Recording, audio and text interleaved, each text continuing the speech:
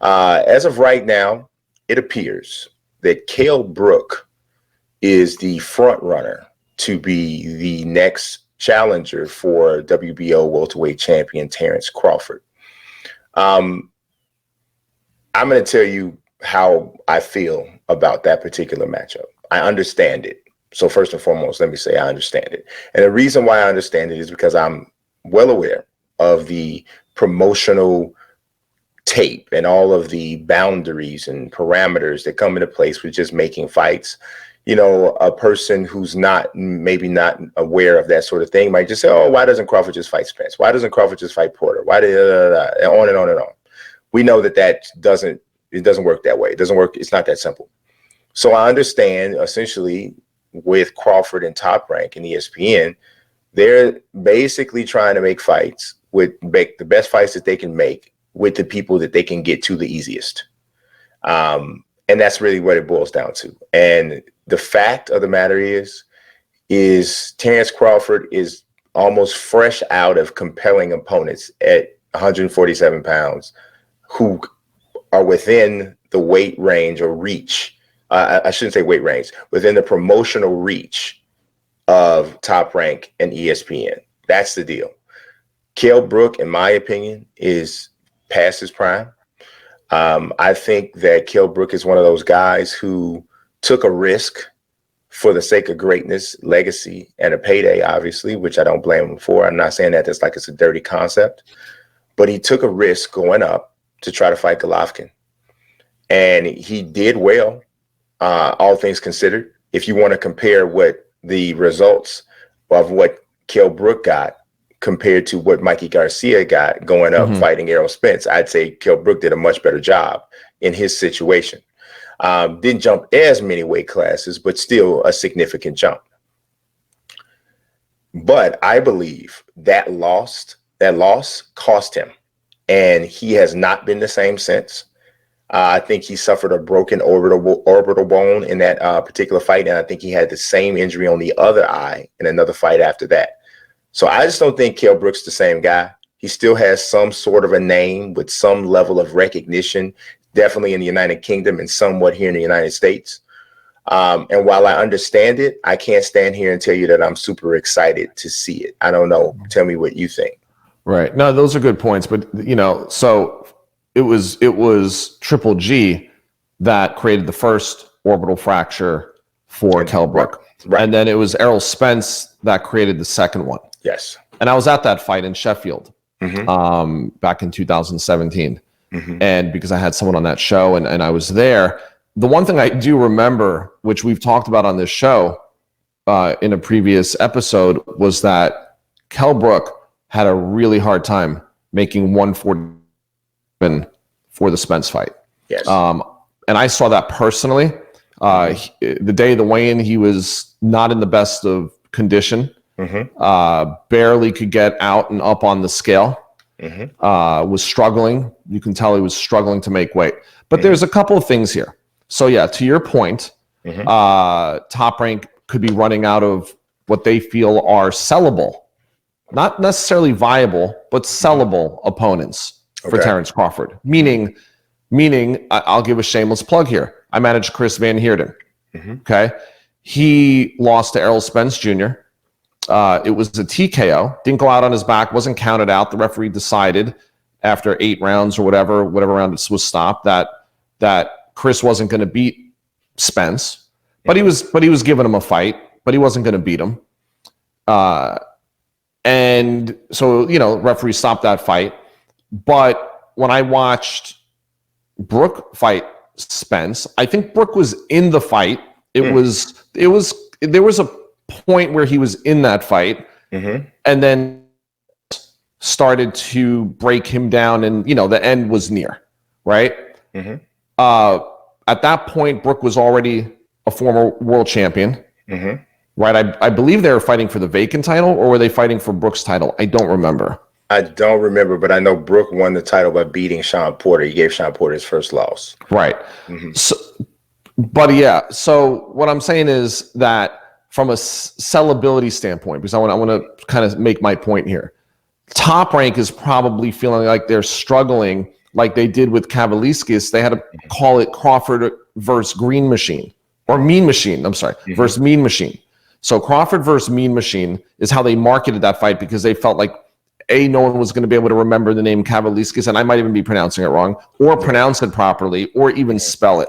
So even though Kavaliauskas gave Crawford, I think, a good fight to a point. Yeah, I definitely think he gave him a good fight. What I'm saying is you always have to look at a couple of factors.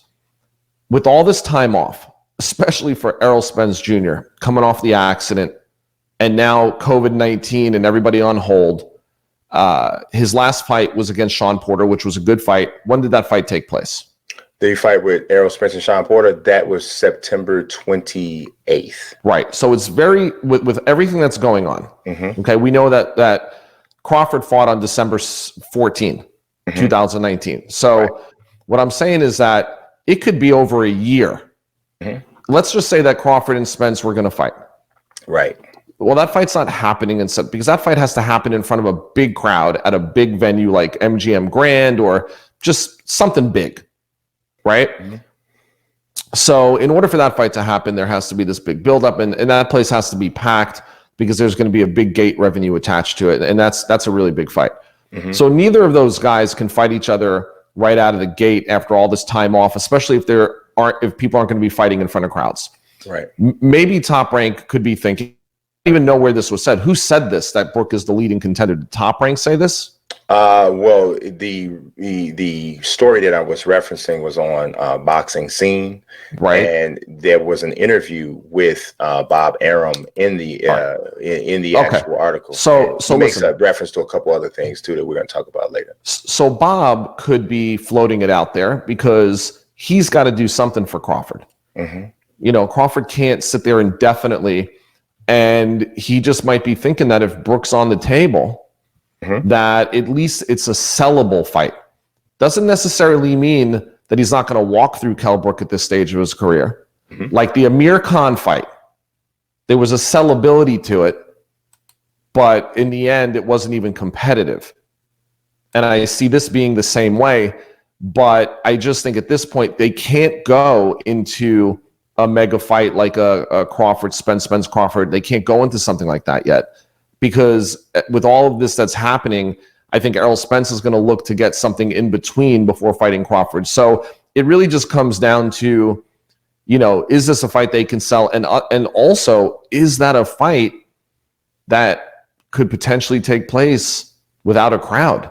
I mean, I don't think so, but, you know, depending on how things play out, I mean, what if these venues aren't allowing fans back in up until October, November, December? You know, what do? Does Crawford sit out for a year as well?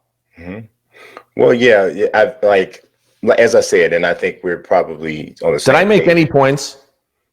I think so. You asked some questions, but I think I feel like I just went in a big circle, but I was trying to make some points here. So, well, I think essentially we're on the same page because I understand the fight, right, and I understand why they would choose Kell Brook. I understand why, you said, it's a sellable fight because it's not competitive. Not necessarily competitive. Who knows? Maybe Kell Brook has another great performance left in him. Who knows? You don't know. He's been sitting for a while, which could help. But who knows? We're talking about Crawford. We're talking about Crawford. We are talking about Crawford, but you could make the argument that Terence hasn't looked as great in the last two fights as he has prior to that. Because you could also make the argument that Terence is now struggling a bit to stay at 147. So if the fight stays there, who knows?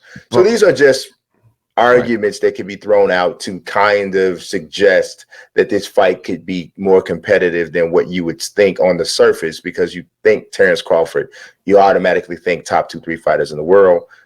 You think Kell Brook, you think used to be a top 10, top 12 fighter, probably is not that anymore because of the rigors of the sport and the different things that he's been through. So who knows? I don't know. That's the way I see it. Okay. I mean, I don't think Crawford looked bad in his last two fights. I think he fought a Kavaliauskas that in large part the boxing public really didn't know. And I think that he just fought a more formidable opponent who who dropped him, even though it wasn't counted as a knockdown. I mean, I think he knocked him down. Yep. And in addition, I mean, I thought that Crawford just walked right through Amir Khan before that. Well, here's the thing. I didn't say he looked bad. I said he didn't look quite as good as he has in previous fights. Right. What I'm saying is that we're selling Kavaliauskas short by maybe Crawford actually had a really good fighter in front of him that would give a lot of other people trouble is kind of the point I'm making. No, I don't think I'm selling him Kavaliauskas short. I think Kavaliauskas is a very good fighter. I thought that before the fight started. But I did, and I've mentioned this to you before in previous episodes, is that I didn't think that Terence fought him smart. I thought that Terence fought him to make the fight great and to make it exciting. Right. And so that was an issue that I had. The Amir Khan fight, while I thought that Terence was going to win, and I thought that Terence was doing obviously the more damage, and I also thought that Amir Khan did quit. I thought that Amir was having some success with hand speed and some subtle things that he was doing in close. I thought he was having a little bit more success maybe than people were giving him credit for. No doubt, a question in my mind, Crawford was winning and was probably going to win. Was definitely going to win the fight. Right. But I thought there was a little, and this is not to say, I mean, Amir Khan's a very talented guy. Unfortunately, what we remember or always associate with Amir Khan is getting knocked out by one shot. And, you know, Canelo knockout, the Danny Garcia knockout, and, you know, getting dropped by Breedis Prescott earlier in his career. Just that's the prevailing thing that we see. But Khan is extremely talented. He has exceptional hand speed. He's a very smart and good boxer. Unfortunately, his failures seem to have left more of an indelible image in people's minds than his successes. Right. So it just is what it is. But, you know, like I said, I feel like we're on the same page. We do both understand this fight. We understand why they would make it. It's just, that's not one that makes you go, yay. It just is that way.